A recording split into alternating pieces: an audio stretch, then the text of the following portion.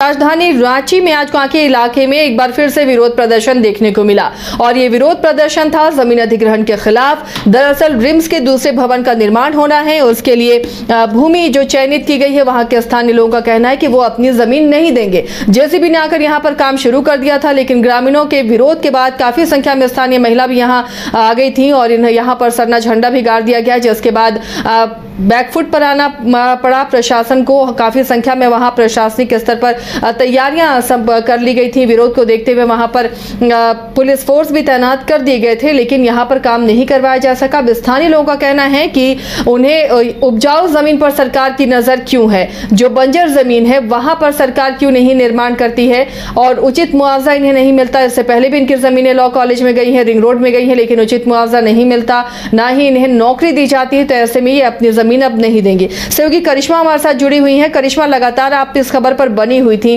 लोग अपनी जमीन देने को तैयार नहीं है, जो स्थानीय लोग हैं। क्या मुआवजे को लेकर बात अटक रही है या फिर ये उपजाऊ जमीन है, खेती यहाँ पर होती है इसलिए लोग इसे देना नहीं चाहते और इसे दूसरी जगह अब शिफ्ट करने की बात हो रही है?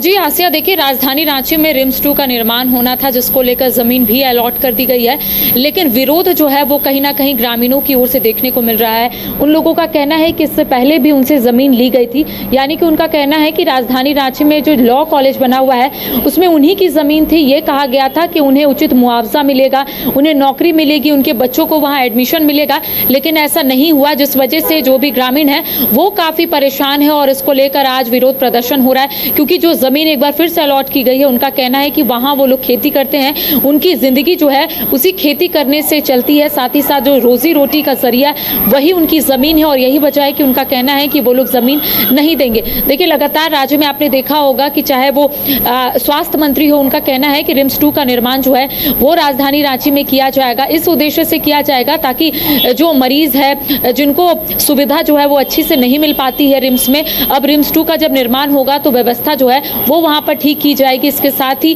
काफ़ी संख्या में जो मरीज आते हैं, ऐसा हमने कभी हर बार सुना है आसिया कि रिम्स में जो बेड है वो फुल हो जाता है, तो तमाम उद्देश्यों के साथ यानी कि रिम्स 2 का निर्माण होना था कि वहाँ पर मरीजों को परेशानी ना हो, जो परिजन आते हैं उनके साथ उन लोगों को परेशानी ना हो, अच्छे से व्यवस्था जो है उनको मिल जाए, जिस वजह से ये जो कदम है वो राज्य सरकार की ओर से उठाया गया था। अब देखिए ये कहा जा रहा है, क्योंकि कृषि विभाग से कहा जा रहा है, दावा किया जा रहा है कि उनकी ज़मीन है, स्वास्थ्य विभाग ने एक फैसला लिया है कि वहाँ पर रिम्स 2 का जो निर्माण है वो किया जाएगा, लेकिन जो स्थानीय लोग हैं उन लोगों की ओर से ये कहा जा रहा है कि यहाँ वो लोग रिम्स 2 का निर्माण होने नहीं देंगे, जिस वजह से सरना का जो झंडा है वो पूरे खेत में लगा दिया गया है। उनका कहना है कि जो बंजर ज़मीन है, अगर वहाँ पर रिम्स 2 का निर्माण होगा तो वो ज़्यादा अच्छा होगा।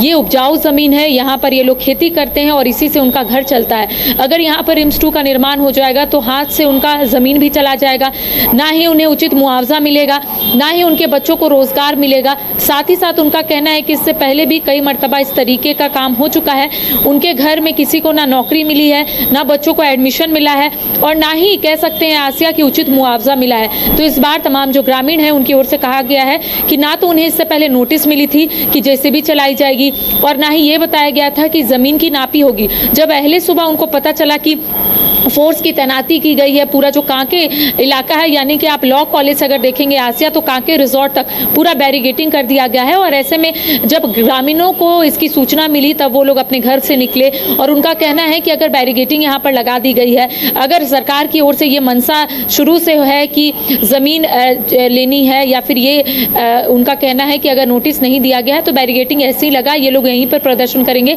लेकिन जेसीबी चलने नहीं देंगे, अपनी ज़मीन को नहीं देंगे। अब देखने वाली बात होगी आसिया, क्योंकि अब देखिए अलॉट तो कर दिया गया है रिम्स 2 बनाने को लेकर वो जमीन, अब देखने वाली बात होगी कि आखिर ग्रामीणों की ओर से क्या कहा जाता है। उनका कहना है कि मामला बहुत पेचीदा नजर आ रहा है। देखिए एक स्थानीय ने आपको दिखाया जो आरटीआई उसने किया है कि बिरसा कृषि विश्वविद्यालय ये नहीं मान रहा कि उसने जमीन अधिग्रहित की है और फिर सरकार का कहना है या विभाग का कहना है कि बीएयू से जमीन वो ले रहा है यहाँ पर रिम्स के दूसरे भवन के निर्माण के लिए। मामला ये कहाँ फंस रहा है, क्यों पेचीदगी है, कुछ समझ में नहीं आ रहा। जो देखिए आसिया, मामला जरूर पेचीदा है, क्योंकि आज जब मैंने ग्रामीण से बात की थी, आपने देखा होगा कि वो दस्तावेज दिखा रहा था और ये कह रहा था कि जो आरटीआई के माध्यम से वो मैसेज देने की कोशिश कर रहा था, जो संदेश देने की कोशिश कर रहा था, उसका कहना था कि कृषि विश्वविद्यालय से ऐसा कोई भी बात जो है वो निकलकर सामने नहीं आया है कि जमीन अधिग्रहण किया गया है। उनका कहना है कि ये जमीन हमारी है, हम लोग जमीन नहीं देंगे। कई लोगों से जब हमने बातचीत की थी शुरुआत में आसिया, तो उनका कहना था कि अगर उचित मुआवजा मिलता है तो जरूर हम अपनी जमीन को देंगे। लेकिन कई जो महिलाएं हैं उनका कहना है कि इससे पहले भी हम लोग ऐसे झांसे में आ चुके हैं, हम लोगों ने अपनी जमीन जरूर दी, लेकिन आज तक ना तो हमें रोजगार मिला, ना तो हमारे बच्चों को एडमिशन मिला। तो आखिर हम कैसे विश्वास करें कि अगर हम ये जमीन दे देंगे, अपनी खेती जहां पर हम लोग करते हैं वो जमीन दे देंगे, और हम कैसे विश्वास करें, कैसे उम्मीद करें कि सरकार जो है हमारी मांग को पूरा करेगी। ऐसे में तमाम जो ग्रामीण है उनका कहना है कि इस बार आर नहीं तो पार, हम लोग जमीन नहीं देंगे, हम लोगों की यहाँ पर खेती होती है। साथ ही साथ देखिए एक महत्वपूर्ण बात जो है वहाँ के ग्रामीणों ने कहा है कि खेती जमीन का कभी अधिग्रहण नहीं होता है। अगर यहाँ पर खेती हो रही है तो ऐसे में सरकार को ये सोचने की जरूरत है। वहाँ के ग्रामीणों का कहना है कि बंजर जमीन में अगर सरकार इस तरीके की फैसले लेती है या फिर वहाँ पर रिम्स 2 का निर्माण करती है तो अगल बगल जो लोग हैं उन्हें काफी फायदा होगा। ये तो खेती वाली जमीन है, यहाँ पर ये लोग खेती करते हैं, उपजाऊ जमीन है। अगर सरकार यहाँ पर बनाएगी तो उन्हें काफी नुकसान होगा। एक तो वो खेती नहीं कर पाएंगे, दूसरी बात है उन्हें उचित मुआवजा नहीं मिलेगा। उचित मुआवजा तो दूर की बात है आसिया, उनका कहना है कि मुआवजा ही नहीं मिलता है। पहले बोल दिया जाता है कि उचित मुआवजा मिलेगा, उसके बाद तो ना मुआवजा मिलता है, ना उनके बच्चों को रोजगार मिलता है, ना एडमिशन मिलता है, कुछ भी नहीं होता है। तो देखिए जो मामला है ये काफी गंभीर मामला है आसिया, और देखिए ये कहा जा रहा है कि वो डीसी से भी मुलाकात करेंगे और अपना जो दस्तावेज है उनके समक्ष रखेंगे, जो आरटीआई फिलहाल उन लोगों ने दिखाया है। उनका कहना है कि ये तमाम जो दस्तावेज है हम डीसी को दिखाएंगे